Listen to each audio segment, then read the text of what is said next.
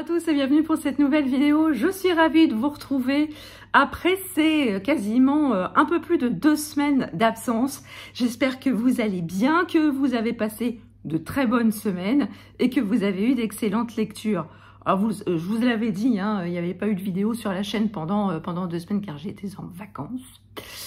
Et quand je suis en vacances, généralement, j'ai pas le temps de tourner. Voilà, tout simplement. Donc, je vous retrouve aujourd'hui pour vous présenter les lectures qui m'ont accompagnée pendant ces 15 jours. Et on va en profiter pour faire le bilan des challenges de l'été. Des challenges auxquels j'ai participé cette année. Alors, bien évidemment, Charité bien ordonnée commence par soi-même. Je vais vous donner le bilan de mon challenge l'été en série et de l'autre challenge auquel j'ai participé. Il s'agit du challenge Paye ton slip organisé par Séverine de la chaîne. Il est bien ce livre qu'on ne présente plus. Alors, je vais commencer par le Paye ton slip. Le Paye ton slip, j'avais opté pour la taille XL du maillot de bain, n'est-ce pas? Alors, la taille XL, c'était lire du 1er juin au 31 août, 35 livres ou plus. C'est carton plein cette année car j'ai lu 41 livres sur cette période. Alors, les livres audio ont beaucoup aidé, hein, je tiens quand même à le dire. Parce que 41 livres sur 3 mois, ça fait quand même un peu beaucoup. Peut-être pour certains, mais j'avoue que quand même les livres audio m'ont beaucoup aidé. Et le challenge l'été en série m'a beaucoup aidé également. Car c'est pareil, hein, cet été, je me suis éclatée à lire des sagas. Alors, j'ai pas lu que ça, bien sûr. Hein, vous le verrez si vous regardez les catulus de... les différents catulus que j'ai fait sur cette période, mais j'ai quand même lu principalement beaucoup de séries. Je me suis mis à jour sur un certain nombre d'entre elles, à savoir Les Dames de Marlowe, dont j'ai lu le 3e et dernier tome paru à ce jour. Je suis à jour des Détectives de Yorkshire, parce que j'étais très en retard sur la série et je les ai écoutés en audio. Je me suis régalée, j'ai adoré retrouver les personnages de Burncliffe. Allez voir les catulus si vous ne les avez pas encore vus, car franchement, si je vous donne pas envie de démarrer cette série, je ne sais plus quoi faire. Qu'est-ce que j'ai lu d'autre? Oui, alors j'ai commencé d'autres séries aussi, parce que je suis un cas désespéré, vous le savez bien. J'ai débuté en audio la saga emblématique, historique emblématique, à savoir Les Rois Maudits de Maurice Druon, que ça faisait très longtemps que je voulais lire, et j'ai réussi à les trouver en audio, donc je peux vous dire qu'en audio ça passe très très bien. J'ai également commencé une nouvelle saga, mais je l'ai terminée, je vais vous en parler tout de suite après, car j'avais, lors de mon dernier catulu il y a 15 jours, je vous avais parlé du tome 1. J'ai également commencé une saga, mais je ne lirai que le tome 1, parce que je vous expliquerai aussi pourquoi par la suite. Et voilà, petit teasing pour la semaine prochaine. Je ne pouvais pas clôturer mon challenge l'été en série sans terminer, hop là, sur ma saga chouchou, avec le dernier tome paru à ce jour des Chroniques de Sainte-Marie, de Catastrophe en Catastrophe de Jody Taylor, paru aux éditions Hervé Chopin. C'est le livre 13. Il faut savoir que la saga en compte 14 et que le 14e tome sort au mois d'octobre. Autant vous dire que je suis au taquet. Voilà, donc voilà, j'en suis à peu près là. Et autant vous dire que je me régale tout autant, mais ça, je vous en dirai un peu plus la semaine prochaine dans le prochain catulu, donc soyez au rendez-vous. Alors, qu'ai-je lu pendant ces 15 jours? Alors, je vous dirais que j'ai terminé 2 livres audio. Non. J'ai lu 3 livres audio. en tout et pour tout. Enfin, j'ai écouté, parce que lire des livres audio, c'est un peu... voilà. J'ai écouté 3 livres audio et en numérique, ou papier, hein, j'ai poursuivi ma lecture de l'Empire d'écume, le tome 2 et le tome 3. Le tome 2, c'est l'impératrice aux éclados, et le tome 3, la guerre des éclados. Et ben, je suis partie sur les 2 semaines, là, je suis partie 1 semaine en Bretagne, et je suis donc partie avec ma liseuse, hein, parce que c'est beaucoup plus pratique hein, pour voyager, hein, je ne vous le cache pas. Et donc, j'ai quasiment passé mes vacances dans l'Empire d'écume. Alors, dans le tome 2, on retrouve le personnage de Lynn et de Jovis. Lynn est devenue impératrice, je ne vous dis pas comment. Et ben, la pauvre, elle essaye quand même de maintenir un équilibre, somme toute fragile, au sein de l'Empire. Et elle essaye surtout de ne pas répéter les erreurs de Feu, son père. Mais, eh bien, il y a plusieurs factions qui lui mettent des bâtons dans les roues. La faction des sans-éclat, menée par le personnage de Dionne, qui est un personnage très charismatique, très avec une aura qui dépasse beaucoup de choses. Et il y a aussi le personnage de Nisong qui va mettre des bâtons dans les roues au début de règne de Lynn. Donc on va suivre tous ces personnages dans le tome 2, que j'ai beaucoup aimé, même s'il souffrait de quelques petites longueurs. Sur ce, j'ai tout de suite... Alors je peux vous dire que j'ai passé une fin d'après-midi, on va dire, au bord de la piscine, sur mon transat pépouze, pour finir ce tome 2, parce que dans le dernier tiers, quand même, il se passait quand même un certain nombre de choses qui donnaient vraiment, qui étaient vraiment très addictifs. Et donc j'ai dit aux garçons et à mon mari, j'ai fait écoutez, allez vous éclater dans la piscine, moi je reste là, au soleil, je bronze. Bon, c'est le soleil de Bretagne, hein, les gars. Je sais pas si ça se verra beaucoup, si j'ai mes marques là, non ça se voit pas, forcément. Forcément, ça ne se voit pas. Et voilà. Donc, c'est le bronzage de Bretagne, mais bronzage quand même. Hein. Et donc, j'en ai profité pour terminer ce tome 2 au bord de la piscine, et j'ai tout de suite enquillé sur le tome 3. Alors, le tome 3, la guerre des éclados, c'est le tome qui va tout éclaircir, tout élucider, et répondre à toutes les questions posées dans les 2 premiers tomes. Sauf que c'est peut-être le tome que j'ai le moins apprécié sur les 3, car si je vous disais que dans le tome 2, il y avait quelques longueurs, dans le tome 3, il y en a vraiment beaucoup. C'est en numérique, il fait 670 pages, et j'ai quand même trouvé qu'il y avait certains passages qui étaient très longs, et qui nuisaient quand même à la dynamique du récit.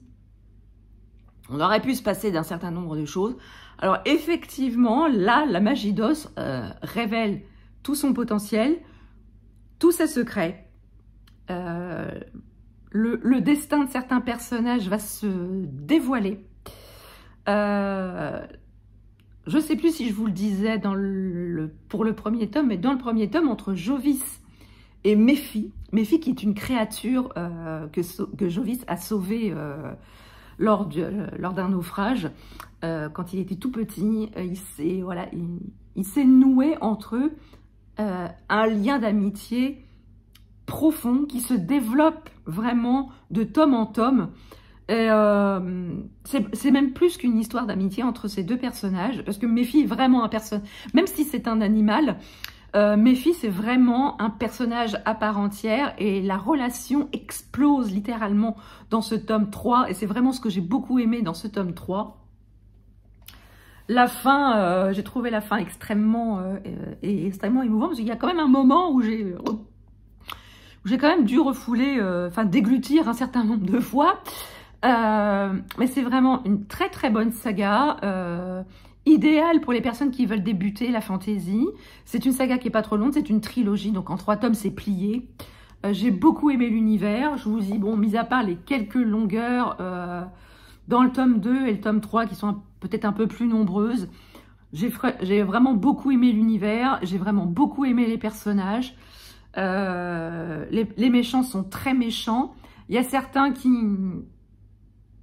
sont un petit peu sur la corde raide et on ne sait pas trop de quel côté ils vont tomber jusqu'au dernier moment. Et je vous dis, certains personnages, le destin de certains personnages se explose littéralement dans ce tome 3 et ils peuvent donc du coup s'exprimer à leur plein potentiel.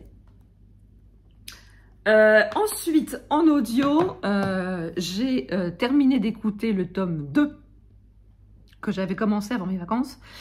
Le tome 2 des Rois Maudits de Maurice Druon. Je vous mettrai la petite vignette ici. Il s'agit de la Reine étranglée.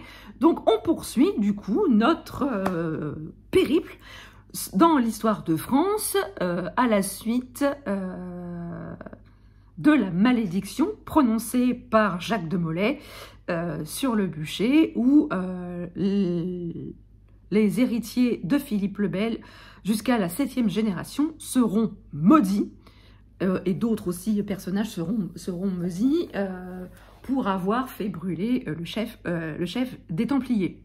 Donc on se retrouve au début du tome 2 suite à la mort de Philippe le Bel. La succession s'organise et c'est donc son fils, Louis le Hutin, qui prend le trône de France et il lui faut une épouse.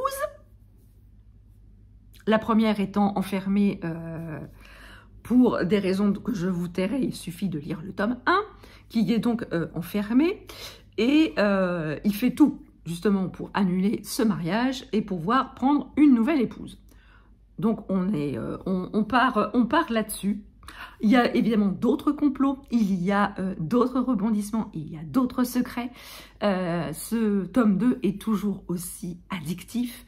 Je trouve que la plume de Maurice Druon est extrêmement moderne, extrêmement addictive pour un roman qui a été écrit dans les années 60, je crois. C'est vraiment quelque chose qui, je pense, était très novateur pour l'époque, mais voilà, il a quand même une plume qui est très moderne. Alors pour ceux qui ont peur de se lancer dans cette saga, par crainte de termes de l'époque, oui certes, il y en a quelques-uns, mais je trouve que le langage des personnages est extrêmement compréhensible à l'heure actuelle dans le langage moderne. Je trouve que la plume est extrêmement moderne et ça se suit vraiment avec une facilité déconcertante. Et je comprends tout à fait que cette saga ait pu influencer, inspirer J.R.R. Martin pour Le Trône de Fer, car franchement, les rois de France, l'histoire de France se prête tout à fait à des complots et franchement, voilà, les rois de France n'ont rien à envier aux Lannister et autres consorts. Voilà pour la saga des Rois Maudits. Je ne vais pas tarder à entamer le tome 3. J'ai également écouté, grâce à Ned Gallet, La femme de ménage de Freda McFadden, publié en papier aux éditions City, si j'ai une bonne mémoire. Alors, La femme de ménage, j'ai mis un peu de temps avant de le lire, parce que je l'ai tellement vu, mais partout, sur Instagram, sur YouTube, avec des chroniques dithyrambiques, que je me suis dit, oula, oulala, oula, doucement, oula, allons-y mollo. Oui, je vais attendre que la hype redescende un petit peu, parce que quand c'est toujours comme ça, j'ai toujours extrêmement peur d'être déçue, d'avoir des attentes trop importantes vis-à-vis de ce roman, et d'être déçue et de passer complètement à côté. Et quand j'ai vu qu'il était disponible à l'audio, je me suis dit, bon allez, banco, c'est le moment. Vous savez, moi c'est ce que je fais toujours, hein, quand j'ai peur de lire un roman, j'essaye toujours de trouver la version audio, parce que je me dis, bon, peut-être qu'à l'audio, ça passera mieux. Et donc, je me suis lancée, NetGalley a eu la gentillesse de m'accorder ce service presse numérique, ce service presse audio, et donc je me suis lancée dans l'écoute, alors, de ce livre audio. On suit Millie qui est une jeune femme, elle sort de prison, on l'apprend dans les toutes premières pages du roman, elle vit dans sa voiture et forcément elle cherche un emploi à sa sortie de prison. Et elle va décrocher le poste de femme de ménage dans une famille assez aisée, hein, quand même, bien... Bon, qui financièrement est relativement à l'aise, les Winchester. Donc, elle passe l'entretien d'embauche avec l'épouse, ça se passe relativement bien. Et donc, elle a le poste. Elle a le poste et elle va donc vivre chez les Winchester, car le poste est nourri et logé. Et dès les premiers temps de son embauche, l'épouse va avoir un comportement radicalement différent de celui qu'elle a eu pendant l'entretien. Elle va être tyrannique, soupolée, c'est peu de le dire. Elle va donner ordre et contre-ordre à Millie. Elle va être proprement odieuse avec elle. Et c'est très très dur pour Millie parce qu'elle tient absolument à ce job. Elle fait tout pour ne pas contrarier sa patronne. Heureusement, son mari, beau comme un dieu, charmant, gentil, il est toujours là pour l'aider, pour lui donner des petits trucs et astuces, pour essayer d'amadouer son épouse. Bref, c'est un prince charmant. Et comme Millie sort de prison, ça faisait très longtemps qu'elle n'a pas eu de relation, n'est-ce pas? Eh ben, elle ne va pas tarder à tomber sous le charme de son patron. Alors, c'est un thriller domestique, oui. Je suis d'accord avec la majorité des chroniques que j'ai vues, c'est extrêmement addictif, oui. C'est bien écrit, oui. Mais, il y a un mais. J'ai deviné la fin à peu près au milieu du roman. Donc forcément, tout l'effet de surprise, les twists qu'il y a dans la deuxième partie du roman, bah, je les ai vus venir à des kilomètres. Donc, de là à dire que c'est un roman qui a révolutionné le thriller domestique, non, pas du tout. J'en ai lu qui m'ont retourné la cervelle, oui. Mais celui-ci ne fait pas partie du lot. Alors, je suis désolée pour les gens qui ont trouvé que c'était une claque magistrale ou un coup de cœur. Je peux tout à fait comprendre que ce soit leur point de vue. Moi, pour le coup, ce ne sera absolument pas un coup de cœur, étant donné que j'ai tout vu venir. En revanche, la version audio, elle est extrêmement bien faite, car la voix des deux comédiennes qui donnent vie au personnage féminin... Alors attendez, je vais vous retrouver le nom de ces femmes. Alors... Pouic, pouic, pouic. Voilà, nous y voilà. Sésame, ouvre-toi. Voilà. Il s'agit de Laure Filiu et Audrey Sourdive.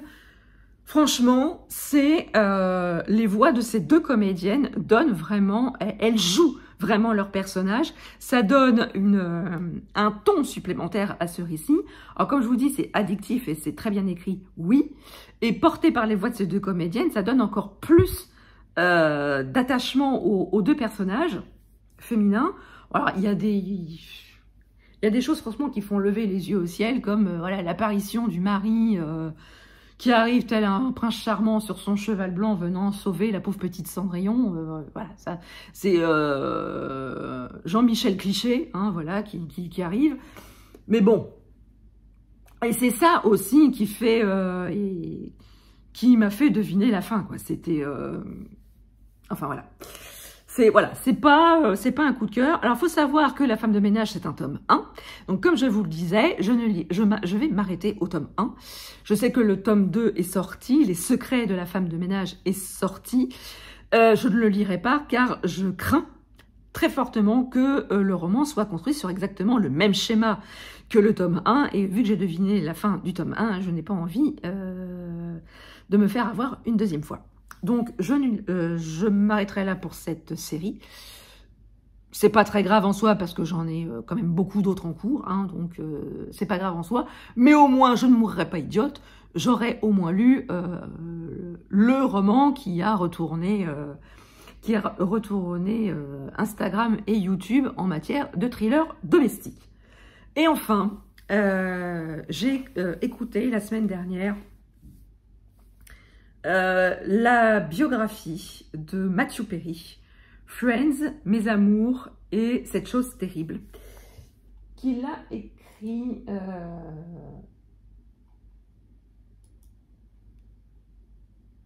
je ne sais plus quand d'ailleurs, je ne sais plus quand est-ce que c'est paru. Alors attendez, je vais regarder ça. Hop. Alors, t'as écrit ça quand, mon garçon? Voilà, il l'a écrit en novembre 2022. Voilà, c'est sorti en France en novembre 2022. Et c'est donc sorti en audio au mois de juillet. Et c'est sorti initialement chez Michel Lafon. Matthew Perry, vous le savez, nous a quittés en octobre 2023. Ça a été un énorme cataclysme, une très grosse perte pour tous les fans de la série Friends. Parce qu'on a perdu, on a perdu Chandler. Et justement, nous, l'année dernière, avec mon chéri, on s'était refait l'intégrale de Friends qui était disponible sur Netflix. Donc, le souvenir du personnage était encore extrêmement présent à la mort de Matthew Perry. On savait, si on regardait, on avait un petit œil sur la presse People, que Matthew Perry avait des gros problèmes d'addiction à l'alcool, d'addiction aux médicaments. Et dans cette biographie, Matthew Perry s'ouvre pleinement et se livre à cœur ouvert sur justement ses addictions. Et la version audio est lue par le comédien qui doublait en français Matthew Perry dans la série Friends. Il s'agit de Emmanuel Curtil. Et autant vous dire que j'avais l'impression d'entendre Chandler qui me parlait dans mes écouteurs. J'avais la sensation qu'il était là, qu'il était présent, qu'il était là, voilà, que son âme était présente parmi nous, autour de moi. Et voilà, il nous livre son histoire de sa naissance avec des parents célèbres, comment il a vécu cette enfance avec ses parents extrêmement connus, extrêmement aimés par leur entourage. Et on découvre que ces problèmes ont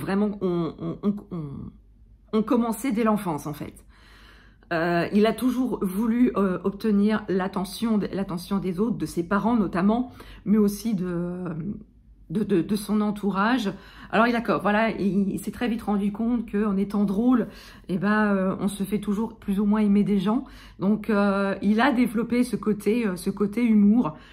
Il nous a aussi raconté ses problèmes avec les femmes. Ça n'a pas été facile pour lui, aussi difficile que ça puisse paraître. Et voilà, il nous raconte aussi ses addictions, comment il est tombé dedans, ses nombreuses cures de désintoxication, tout ce que ces addictions ont pu lui causer comme problème de santé. Avec toujours cet humour présent, et il nous raconte aussi comment l'aventure Friends a commencé et comment l'alchimie est née entre les acteurs de cette série phare, comment cette alchimie, ils ont pu créer cette alchimie tous ensemble, comment ça a pu, et c'est ce qui fait que ça a pu marcher pendant une dizaine d'années, comment il a géré son succès. Et moi, ce qui m'a fascinée, c'est que il le raconte, c'est que quand quand il a vu le scénario de Friends pour le casting, quand il a lu le personnage de Chandler, il s'est dit « Chandler, c'est moi ». Et effectivement, quand on regarde la série Friends et qu'on s'attache particulièrement au personnage de Chandler, il ne pouvait décemment pas être incarné par un autre acteur que Matthew Perry. À mon sens, je suis d'accord avec lui, Chandler c'était lui. Et évidemment, après Friends, cette étiquette de Chandler lui a collé à la peau, ce qui a eu les effets que ça a eu sur sa vie professionnelle et sa vie privée. En tout cas, je vous conseille vraiment cette biographie si vous voulez connaître l'homme derrière Chandler Bing. Si vous voulez découvrir Matthew, si vous voulez découvrir Matty, intime. Et franchement, c'est vraiment une bio à lire ou à écouter si vous êtes fan de Friends. Franchement, allez-y. Vous allez avoir le cœur qui va se serrer à certains moments. Et voilà, je ne dirai qu'une seule chose maintenant, c'est Matthew repose en paix. Voilà. Et ben voilà, ce qu'a-tu lu est à présent terminé. J'espère qu'il vous aura plu. N'hésitez pas à me dire en commentaire si je vous ai donné envie de lire les romans que je vous ai présentés. N'hésitez pas à me dire ce que vous avez lu aussi ces dernières semaines. Le petit programme de la semaine, il y aura une deuxième vidéo cette semaine, mercredi, où je vais vous montrer mes envies livresques de septembre. Alors, les envies livresques, c'est quoi? C'est voilà, c'est ce que j'ai envie de lire pour le mois de septembre. Donc, je vous publierai ça mercredi à la mi-journée, hein, comme d'habitude. Comme ça, vous aurez 2 vidéos, ce qui rattrapera un petit peu l'absence des 2 semaines de vacances. N'hésitez pas à mettre un pouce en l'air, à partager votre instant de visionnage et à vous abonner si ce n'est pas encore fait. C'est gratuit, ça fait plaisir et ça ne fait de mal à personne. Sur ce, je vous laisse. Je vous souhaite une très très belle journée, de très très belles semaines, de très très belles lectures et je vous dis à très bientôt pour une prochaine vidéo. Ciao!